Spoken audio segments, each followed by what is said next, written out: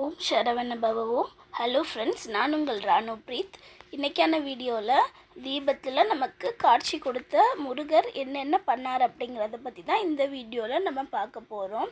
தீபத்தில் நமக்கு வந்த ஒவ்வொரு விஷயங்களும், நமக்கு டான்ஸ் ஆடி காமிக்கிற ஒவ்வொரு விஷயங்களும் எல்லாருக்குமே இப்போது இந்த சிச்சுவேஷனில் நடந்துக்கிட்டு தான் இருக்குது.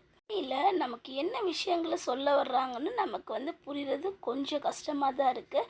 ஆனால் நல்லா நீங்கள் கவனித்து பார்த்தீங்கன்னா அந்த இடத்துல ஒரு ஒரு என்ன சொல்கிறது, வேல் மாதிரியும் இல்லைன்னா பெருமாள் நாமம் போட்டு இருக்கிற மாதிரியும் அந்த மாதிரி நடந்துகிட்ருக்கு. இதையும் தாண்டி தூபத்தில் நடக்கிற விஷயங்களை கம்பேர் பண்ணுறப்போ நம்ம அறியாமையே நம்ம சுற்றி நம்மளுக்கு கடவுள் பாதுகாப்பாக இருக்கார் அப்படிங்கிறது தான் தோண செய்யுது.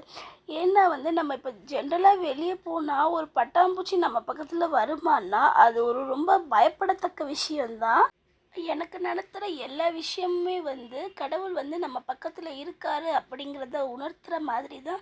பார்த்திங்களா, பட்டர்ஃப்ளை அழகாக பட்டர்ஃப்ளை ஷேப்பில் இது வந்திருக்குல்ல, இது ஒரு பூவாகவும் நம்ம கடிச்சிக்கலாம், இல்லை நம்ம ஆறுமுக கடவுளை நிற்கிறதாகவும் நம்ம யோசிச்சுக்கலாம். பட் அந்த இடத்துல ஒரு பட்டாம்பூச்சி, நம்ம வெளியே போனாலே நிறைய பட்டாம்பூச்சியெல்லாம் இப்போ நாங்கள் இருக்க ரஷ்ஷான ஏரியாலாம் பார்க்க முடியாது.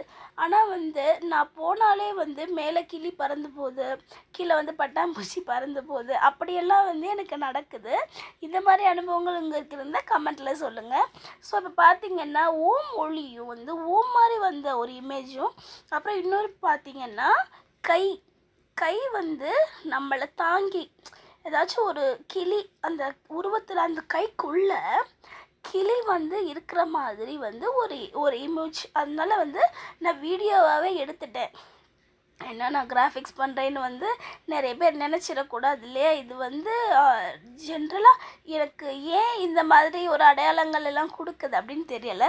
ஆனால் நீங்கள் இந்த ஃபோட்டோவில் பார்த்தீங்க அப்படின்னா ஒரு உருவம், அதாவது இது என்ன உருவமாக நம்ம நினச்சிக்கிறது, பின்னாடி வேல் நிற்கிற மாதிரியும் முன்னாடி முருகர் நமக்கு காட்சி கொடுக்குற மாதிரியும் சைடில் இருக்கிறது மயில் மாதிரியும் அழகாக நமக்கு ஷோ அப் பண்ணுறாங்க. அதாவது இது ஏன் வருது அப்படின்னு நான் யோசிச்சுட்டு இருந்தப்போ தான் எனக்கு ஒன்று தோணுச்சு. சிலை வடிவமாக வந்துட்டு போனேன்னா சிலையை மட்டும்தான் நீ அனுப்பி வச்சிருக்க, வீட்டில் தான் நான் இருக்கேன் அப்படிங்கிறத உணர்த்துகிற மாதிரியே கடவுள் எனக்கு தரிசனம் கொடுத்தாரு. அது எனக்கு ரொம்பவே சந்தோஷமாக இருந்தது. எல்லோரும் நீங்களும் ப்ரேயர் பண்ணிக்கணும். அதனால தான் எல்லாருக்கும் நான் ஷோ பண்ணிகிட்ருக்கேன். எல்லோரும் பாருங்கள், கண்டிப்பாக இந்த வீடியோ உங்களுக்கு பிடிக்கும்.